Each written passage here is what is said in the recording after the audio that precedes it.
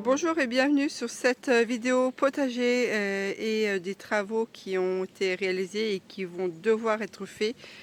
Donc dans cette vidéo, je vais vous montrer ce que l'on va commencer à faire, puisque nous faisons aussi des travaux dans le potager. Donc il y a plein de tas de terre qu'on met à droite, à gauche.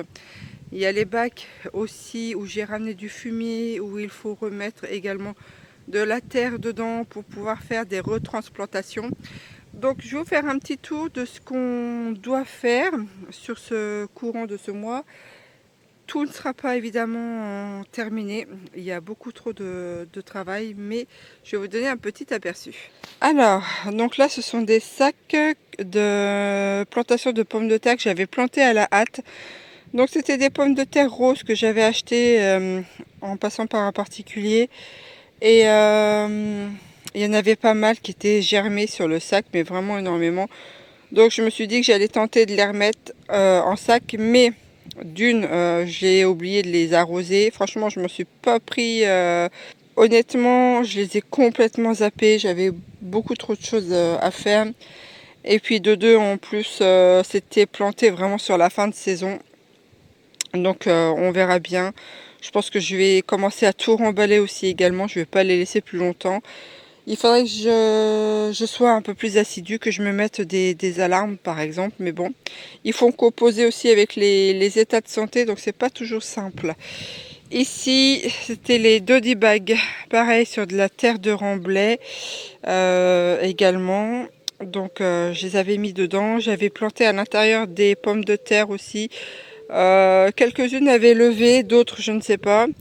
Il y a aussi des courgettes, vous voyez la tête qu'elles font, hein, c'est la fin de saison. Pareil, ce côté-là, je m'en suis pratiquement jamais occupée. C'est bien dommage parce que quand on s'en occupait bien, enfin quand je m'en occupais bien tout du moins, au tout début, j'ai eu beaucoup de courgettes en fait. Donc la culture en big bag, c'est vraiment une bonne idée, et j'ai eu un très bon rendement aussi au niveau des courgettes dedans. Mais il aurait fallu s'en occuper un peu plus. Donc là, il y a celui-là à faire. Il y a également celui-là aussi à enlever. Vous voyez encore quelques petites courgettes, mais je vais pas, je vais pas continuer à les entretenir. Ça sert à rien. J'ai vraiment eu tout du moins beaucoup de courgettes cette année. Et là c'était de la terre aussi que j'avais commencé à récupérer de mes plantations en pot. Celle-ci c'est de la terre bien correcte. Celle-ci il faut que je retamise tout s'il y a trop de cailloux. Et c'est quand même pas mal argileux. Et donc celle-ci je vais la récupérer pour descendre dans les bacs des fraisiers en bas. Et là, on a de nouveau tout ce monticule de terre, hein. Donc j'en avais déjà eu un. Il m'a fallu presque 8 mois pour en faire la moitié, en tamiser puis à redispatcher un peu partout. Et là, vous voyez l'ampleur qu'il y a. Donc tout à nouveau à refaire au niveau pour tamiser la terre, séparer des petits cailloux, etc. Donc j'utilise ça. Autant vous dire que le travail est assez long. Donc je ne vais pas tout faire évidemment aujourd'hui, hein, je n'aurai pas le temps.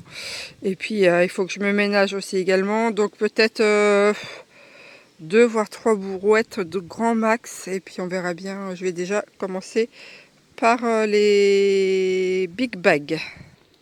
Donc alors, les sacs de pommes de terre, là, ça y est, ils sont tous vides. Celui-là, là-bas, je mets mes petites récoltes dedans. Donc bien évidemment, vu que je m'en suis pas occupée, je les ai pas arrosés, enfin bref. Donc j'ai eu très peu de récoltes. Là, j'en ai encore un petit peu, mais c'est pareil, il aurait fallu m'en occuper un peu plus. Donc j'avais mis dedans aussi plein de cartons. Donc il est pas mal désagrégé également. Donc ça, c'est bien. Ça c'est encore une brouette qu'il faut que je redescende dans les bacs. Donc j'en ai fait quand même quelques-unes. Ici, la terre là, c'est des paquets de béton. Alors pour la casser, c'est assez difficile.